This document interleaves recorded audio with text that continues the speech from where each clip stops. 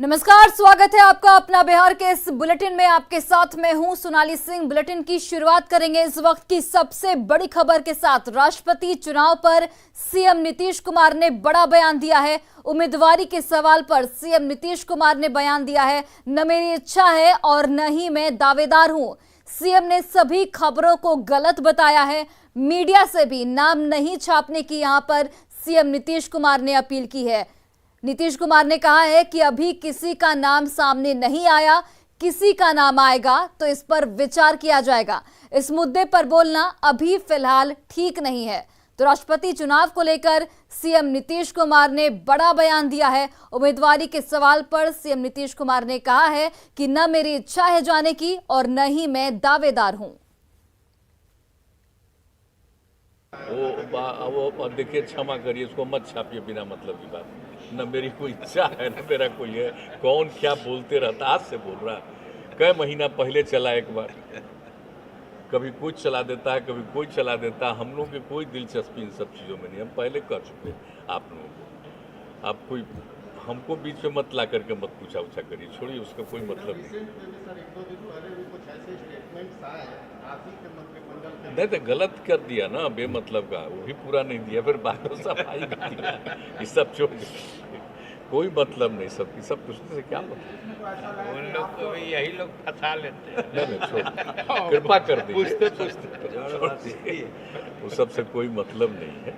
और अभी कुछ दिन के बाद अलग अलग पता चलेगा ना कि कौन कहाँ से कैसे, तो राय विचार तो होगा ना। तभी तो वो दौर भी नहीं आया, तो हो जाएगा, उसमें ना पता चलेगा।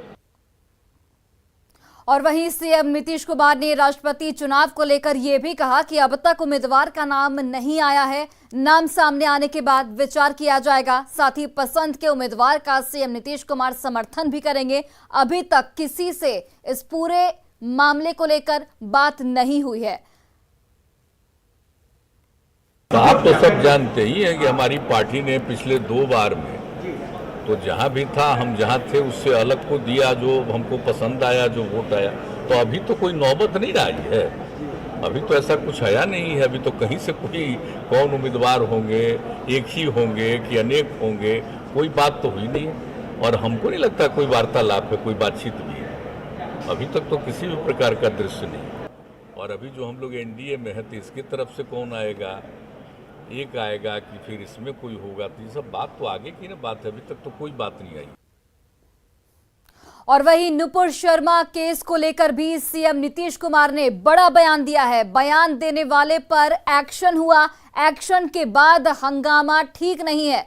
सीएम नीतीश कुमार ने बड़ा बयान देते हुए कहा कि कार्रवाई हो गई है तो फिर प्रदर्शन किस लिए किया जा रहा है। ऐसे प्रदर्शनों पर आश्चर्य होता है। कुछ लोग जानबूझकर झगड़ा करते हैं, झगड़ा करने वालों पर नजर रखी जाएगी। सीएम ने यह भी कहा कि बिहार में भी कुछ जगहों पर हंगामा किया गया, प्रदर्शन किया गया, लेकिन हमने तुरंत अधिकारियों को मामले को देखने का निर्देश दिया। फिलहाल बिहार में सब कुछ शांतिमय है। तो जो कुछ भी किसी ने कोई स्टेटमेंट दिया तो उस पर तो कोई एक्शन हो ही गया, और कहा ही है, केस तक एफआईआर भी हो गया, सब कुछ हो गया। तो उसके बाद भी अगर इस तरह की कोई बात हो रही है तो इस पर जरूर ध्यान रखना चाहिए। देखिए, कभी कभी आप चाहे जितना भी करिएगा ना, कुछ लोग, हमको तो लगता है कि जरा कुछ जानबूझ करके आपस में झगड़ा करना चाहते हैं। कोई ज़रूरी नहीं है कि स्वाभाविक रूप से कोई चीज़ हो। तो जब इस बात को लेकर के एक्शन भी किया, सब कुछ किया, तो फिर इस तरह से क्या करने की ज़रूरत है। इसलिए हम तो इसके, भाई हमको तो आश्चर्य होता है। और अपने बिहार में चूँकि एक ही दिन 10 से 11 जगह, कई जगह पर लोग को जुलूस निकाला, क्या निकाला, वैसे ही शाम में जैसे ही जानकारी हुई, और हम रिव्यू कर रहे थे दूसरे मामलों का, और उसी दिन शाम में जब पता चला तो फिर हमने फिर अधिकारियों को बुलाया।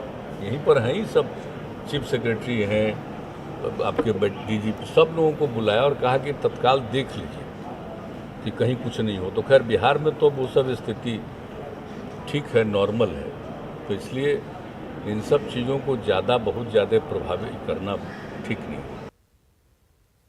और झारखंड में मंत्री नितिन नवीन पर हमले पर सीएम नीतीश कुमार ने यहां पर बड़ा बयान भी दिया। सीएम ने हमले को दुर्भाग्यपूर्ण बताया है और ये भी कहा कि युवा मंत्री पर हमला होना ठीक नहीं है। सीएम ने कहा कि डीजीपी इस पूरे मामले की जांच कर रहे हैं, पूरे मामले को देख रहे हैं। सीएम ने कहा कि मामले को देखना वहां की सरकार की जिम्मेदारी है। देखना चाहिए, कहीं कोई कार्रवाई होती है, सरकार का काम है। हम लोग के यहाँ कोई घटना होती है तो तुरंत कोई भी निष्क्रिय नहीं रहता, तत्काल कार्रवाई होती।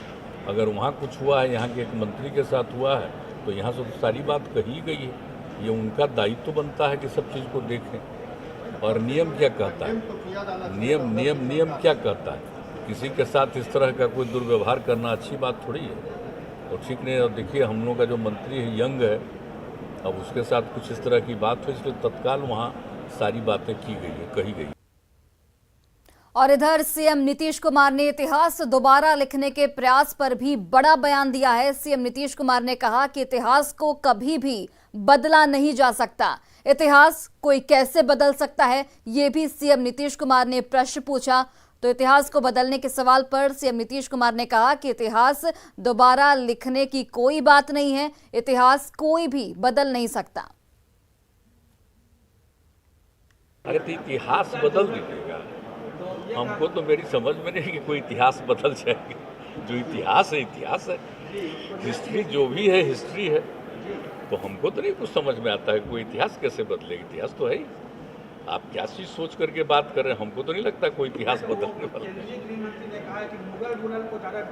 अरे वो अलग बात है, कोई लैंग्वेज लिखने की बात होगी वो अलग बात है, लेकिन जो मौलिक इतिहास है उसको कोई थोड़ी बदल सकता है।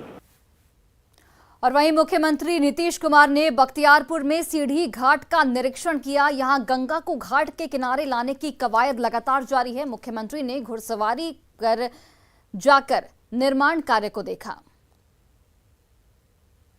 रिकॉर्ड टाइम में ये गंगा नदी बहुत ही 30-40 साल पहले यहाँ से गुजरती थी। ओल्ड चैनल है ये, उसी को हम लोगों ने रिवाइव किया है।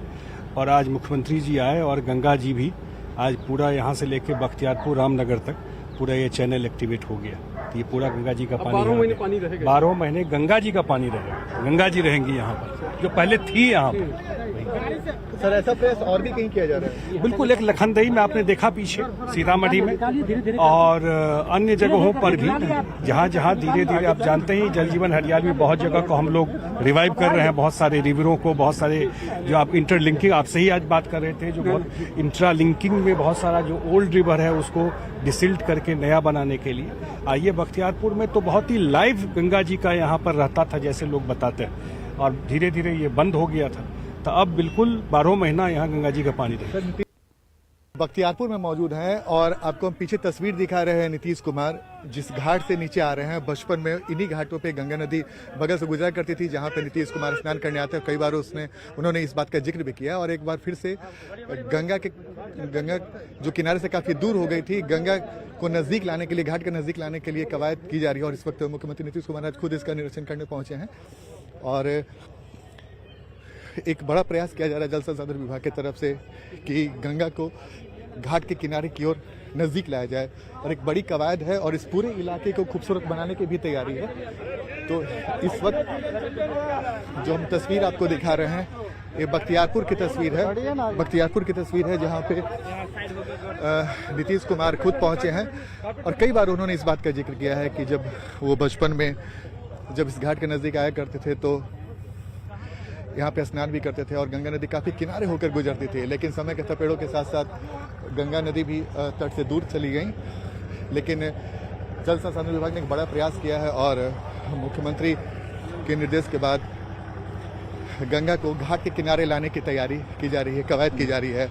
और उसी को देखने के लिए बिहार के मुख्यमंत्री नीतीश कुमार आज खुद गंगा किनारे पहुंचा। इस वक्त देखिए अधिकारियों को निर्देश दिया जा रहा है। उनके साथ जल संसाधन मंत्री संजय झा भी मौजूद हैं और काफ़ी बड़ा प्रयास किया गया। और जल संसाधन विभाग की माने तो आने वाले समय में इस इलाके को काफ़ी खूबसूरत भी बनाया जाएगा।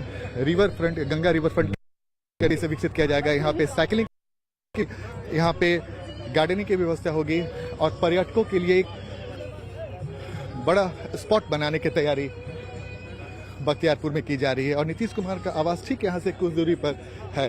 तो जाहिर सी बात है, गंगा को घाटों के नजदीक लाने का ये बड़ा प्रयास है और इसकी तस्वीर आज बख्तियारपुर में दिखेगी।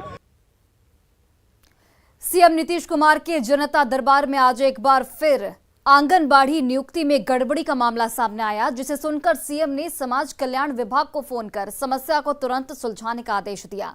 आपको बताते चले कि पिछले जनता दरबार में भी सीएम के सामने आंगनबाड़ी नियुक्ति में गड़बड़ी का मामला सामने आया था, जिस पर सीएम ने नाराजगी जाहिर की थी। इस बार सुपौल में एक फरियादी ने जब यही मामला सीएम के सामने लाया तो सीएम ने समाज कल्याण विभाग को फोन लगाकर इस पर नाराजगी जताई। आंगनबाड़ी चयन समिति में जो है फर्जी प्रमाण पत्र, गलत शैक्षणिक प्रमाण पत्र, जाति प्रमाण पत्र वगैरह के आधार पर चयन कर दिया गया है और उसका कंप्लेन डीपीओ के पास किए तो वहां पर भी बिना सत्यापन देखे हुए जुटला करके उनको भी ऑर्डर पारित कर दी। उनका कंप्लेन डीएम साहब के पास किए, वहां पर भी। अरे आप एक शुरू कहे, फिर उसके बाद कई भेजे, अब फिर देख रहे हैं कि सुपौल से भी आया है आंगनबाड़ी सेविका चयन में अनियमितता का। क्या हो रहा है भैया? पिछली बार जब इतनी बात हुई, देखिए जरा तो बात। और जुम्मे की नमाज के बाद हिंसा मामले को लेकर सियासत अभी भी जारी है। मुजफ्फरपुर पहुंचे बीजेपी सांसद मनोज तिवारी ने कहा कि रांची में भी बुलडोजर चलाने की जरूरत है। उन्होंने कहा कि ये सब एक साजिश के तहत किया जा रहा है। सांसद मनोज तिवारी से बात की हमारे संवाददाता प्रियांक सौरभ ने। नफरत फैलाने की कोशिशें हैं, साजिशें हैं। देखिए, हम लोगों के देश में इस समय समस्या क्या है? कोविड में सबको फ्री में राशन भी मिला है, गरीब का घर भी बन रहा है, गरीब व्यक्ति को उसको फ्री इलाज भी मिल रहा है। इसके बाद भी कौन है जो इन सारे माहौल का विरोधी है? वो सारे लोग साजिश कर रहे हैं जो नफरत फैलाएगा। जैसे बीजेपी ने एक एग्जाम्पल सेट किया, वो भाजपा का ही क्यों नेता हो, अगर उसने किसी धर्म का अपमान किया तो हमने उस पर कार्रवाई करी। तो हमारे कार्रवाई करने के बाद भी ये कौन सी शक्तियां हैं जो इसको शांत नहीं होने देना चाहती हैं? वो हमारे समाज की दुश्मन। ये जो यूपी में बुलडोजर चल रहा है, तो क्या रांची में भी चलने की जरूरत है? जिस तरीके से रांची की 100% मैं तो झारखंड सरकार को बोलूंगा कि बुलडोजर चलाओ, अपराध घटाओ। खबर समस्तीपुर से है, जहां पर रोसड़ा अनुमंडल इलाके में तमाम सख्ती के बावजूद एक बार फिर शादी समारोह के दौरान खुलेआम पिस्टल लहराया गया, जिसका वीडियो सोशल मीडिया पर तेजी से वायरल हो रहा है। वायरल वीडियो विभूतिपुर थाना इलाके के भूसवर पंचायत का बताया जा रहा है। तस्वीरों में आप साफ तौर पर देख सकते हैं कि बारात के दौरान भोजपुरी गीत पर युवक 3 से 4 पिस्टल को हवा में लहरा रहे हैं। हवा में लहराए जा रहे पिस्टल अवैध हैं या फिर लाइसेंसी हैं, ये साफ नहीं हो पाया है। लेकिन जिस तरीके से बारात के दौरान भोजपुरी गीत पर हथियार की नुमाइश की जा रही है, ऐसे में थोड़ी सी भी लापरवाही हुई, थोड़ी सी भी चूक हुई तो यहाँ पर अनहोनी हो सकती है। हालांकि वायरल वीडियो का न्यूज़ 18 पुष्टि नहीं करता है।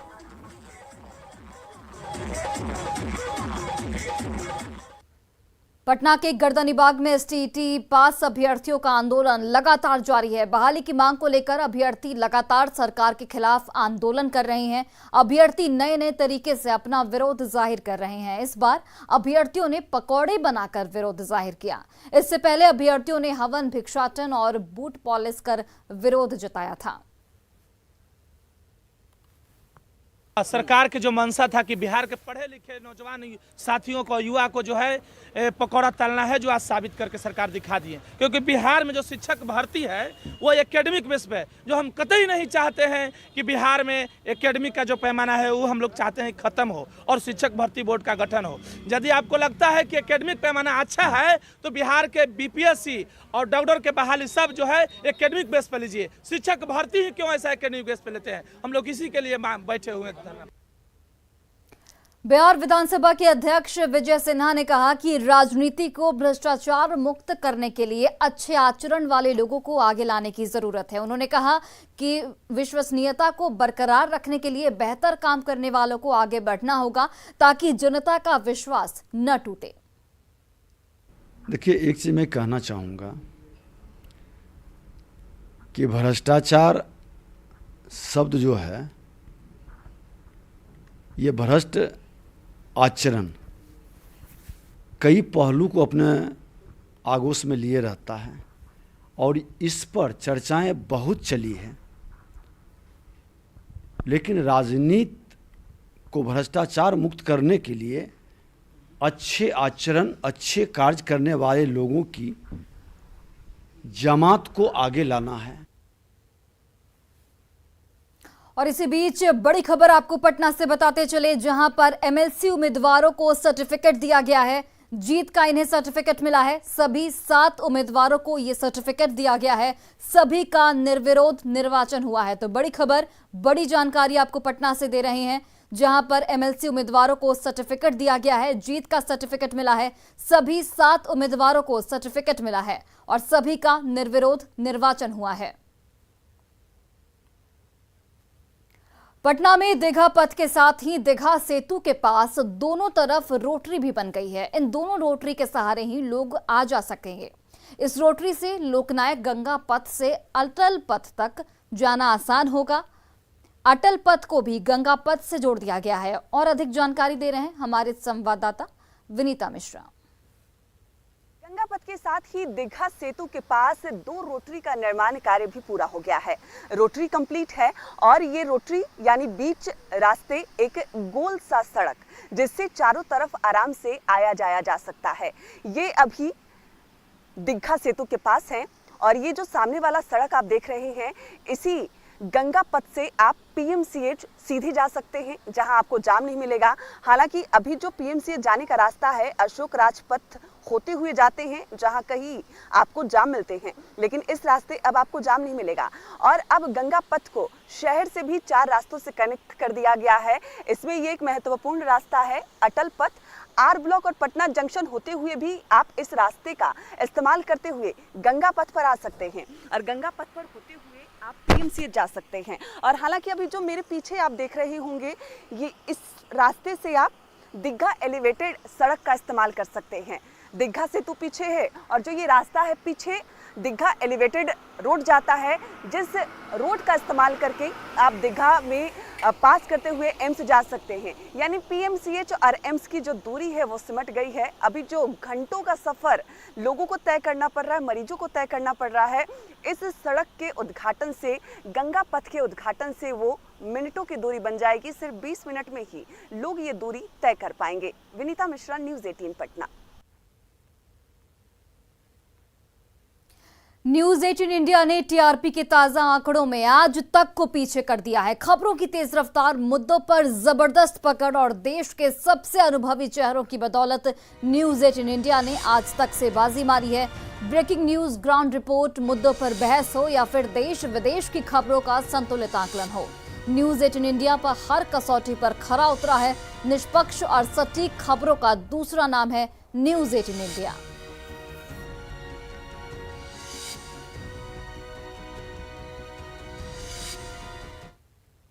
और फिलहाल इस बुलेटिन में बस इतना ही। आप देखते रहिए न्यूज़ 18 बिहार झारखंड।